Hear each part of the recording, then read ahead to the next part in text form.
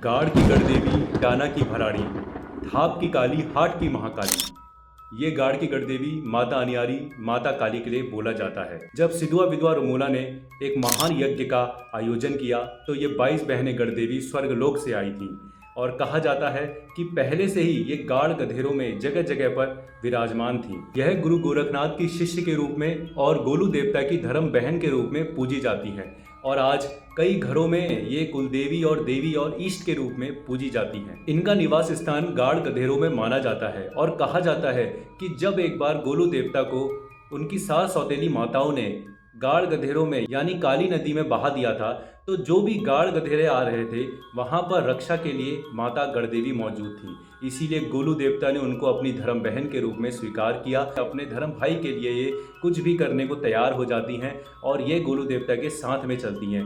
ऐसे ही माता अनियारी बाला गौरिया के साथ चलती हैं। माता अनियारी चौथ कुड़ी की मालकिन के रूप में यानी गोलू देवता के साथ धर्म बहन के रूप में चौथी कुड़ी के रूप में उनके साथ में रहती हैं। माता अनियारी अंधेरे की देवी हैं। ये भी 22 बहनें गढ़देवी में से एक थी।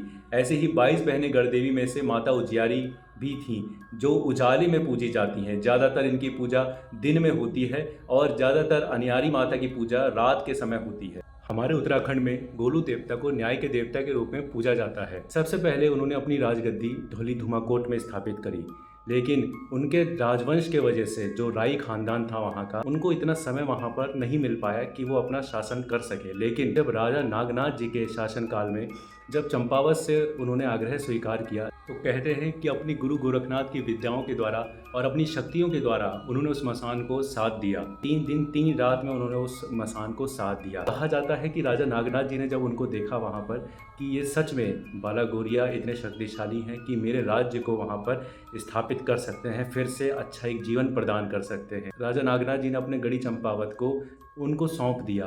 तो उसके बाद कई जगहों पर आपने सुना भी होगा उनको गढ़ी चंपावत का राजकुमार कहते हैं। और सबसे पहले गोलजू की जो राजगद्दी, जो न्याय की गद्दी लगी, वो गढ़ी चंपावत में लगी। उसी के बाद जितने भी आज मंदिर गोलजू के हैं विराजमान, वो सारे के सारे चंपावत से ही होके गए हैं। चाहे वो लिंग स्वरूप में गए हैं, चाहे वो डोली में गए हैं, चाहे वो कहीं के पुकार के उसमें गए हैं, चाहे वो शैतान को हराने के लिए गए हैं, चाहे वो कोई भी मशान को साधने के लिए गए हैं, चाहे वो न्याय की गद्दी लगाने के लिए गए हैं। और कहा जाता है कि जो भी भक्त चंपावत के गोलजू मंदिर में एक बार आता है, दर्शन करता है, उसकी हर मनोकामना गोलजू महाराज जरूर पूरी करते हैं। तो चंपावत भी एक बार जरूर आए इस न्याय की गद्दी को जहाँ से उन्होंने संभाला और हर जगह उन्होंने प्रसिद्धि पाई। हमारी भारतीय सनातन परंपरा में पंचनाम देवों का बहुत महत्व है, जिसमें भगवान विष्णु, भगवान शिव, माँ आदि शक्ति, भगवान गणेश और सूर्य देवता होते हैं।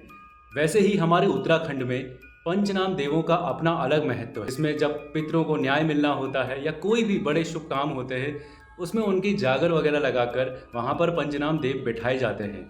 जगह जगह की अपनी अपने पंचनाम और पंचकोटि देवी देवता होते हैं। ऐसे ही काली कुमाऊं में कैलपाल बाबा, कैल बकरिया देवता, सिद्धनाथ बाबा, एडी देवता, गोलजू महाराज, गजार देवता, लटेश्वर देवता, छुरमल देवता, कालसेन देवता या जो भी वहाँ के स्थानीय देवता हैं, वो लोग पंचनाम देवों के या पंचकोटि देवी देवताओं के नाम से जाने जाते हैं। जैसे पाली पछाऊ में गोलजू देवता, नरसिंह देवता, मैया, चौथे नंबर पे कलुआ देवता और 5वें नंबर पे लकुड़िया बीर हैं। उसी प्रकार गढ़वाल में भैरव बाबा, नरसिंह देवता या जो भी वहाँ के स्थानीय देवी देवता होते हैं, वो पंच की तरह बैठाए जाते हैं, जिसमें न्याय का प्रावधान होता है या कोई भी शुभ काम होते हैं तो वहाँ पर वो पंचनाम देव बैठाए जाते हैं। तो हर जगह के, हर स्थान के पंचकोटि पंचनाम देवता अलग होते हैं।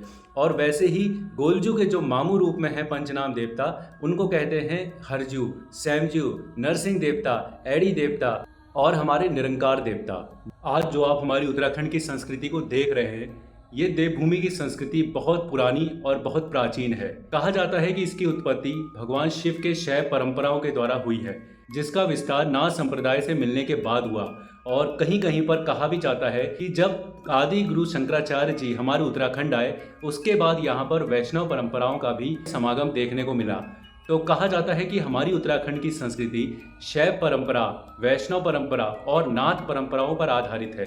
लेकिन जो इसका प्रवर्तक है, जो जहाँ से ये का सोर्स मिलता है, जहाँ से ये शुरू हुई है, वो कहीं ना कहीं तांत्रोक्त पद्धति पर यह आधारित है। जो बौद्ध धर्म और पौन धर्म सिर्फ और सिर्फ तांत्रोक्त विद्या पद्धति पर आधारित थे, उन धर्मों से भी इस संस्कृति का मिलन बताया गया है। और यह हमारी संस्कृति जगत जननी जगदम्बा माँ महाकाली और भगवान शिव पर आधारित है। और जो हमारी उत्तराखंड की जागर पद्धति है वो भी तांत्रोक्त पद्धति पर आधारित है, जो भगवान शिव के डमरू से निकला स्वर अनहद नाद में आधारित है। ऊंचा डांडा रूछा सैम भली तुम्हारी बाणी, डार डाली को दूध पीछा बांझ बोट को पानी। जय हो मामू सकली सैम राजा हरू भनारी, जय हो बाला गुड़िया आपकी। कहा जाता है कि जैसे एक क्लासरूम में दो बहुत बड़े टॉपर्स होते हैं और उनको बाद में कई लोग भाई का दर्जा दे देते हैं, उसी प्रकार हरजू सैमजू भी भाई के रूप में प्रसिद्धि पाए। कहा जाता है कि जो सैमजू हैं वो डोटी नेपाल से आए, जिनके लिए कहा गया है आकाश से छुटी धरती में फूटी, यानी आकाश उनके पिता हैं और धरती उनकी माता है। उनको कई जगह पर स्वयंभू लिंग या फुटलिंग देवता के रूप में भी जाना जाता है।